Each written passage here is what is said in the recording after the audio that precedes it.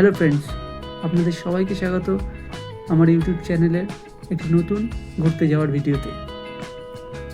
Friends, শীত তো পড়ে গেল, সময় হয়ে গেছে আবার ঘুরতে বেরিয়ে যাওয়ার।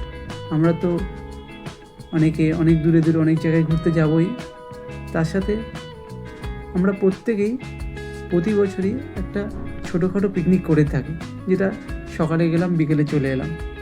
এই ধরনের ছোটোখাটো পিকনিক স্পটগুলো নিয়ে আমার এবছরের ভিডিওগুলো ম্যাক্সিমাম থাকবে। আজকে আমি চলেছি ফলতা খুব সুন্দর একটি পিকনিক স্পট, নদীর ধারে পিকনিক করার খুব সুন্দর জায়গা করা আছে। আপনারা যাবেন, পরিবার পরিজন নিয়ে যাবেন, সারাদিন রান্নাবান্না করবেন, পিকনিক করবেন, আবার রাতে ব্যাক। কলকাতা থেকে বেশি দূর না, ওই 36-37 কিলোমিটারের মধ্যেই আপনার ফলতা পড়ে যাবে। আপনি ডায়মন্ড হারবার রোড দিয়ে যেতে পারেন এবং আপনি বাঁকড়াহাট রোড দিয়ে যেতে পারেন। ফলতা বর্ষাকালে আমরা সবাই জানি ফলতার ইলিশ খুব বিখ্যাত।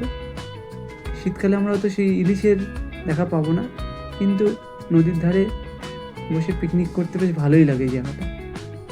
তো দেখতে থাকুন আমাদের নতুন ভিডিও ফলতা।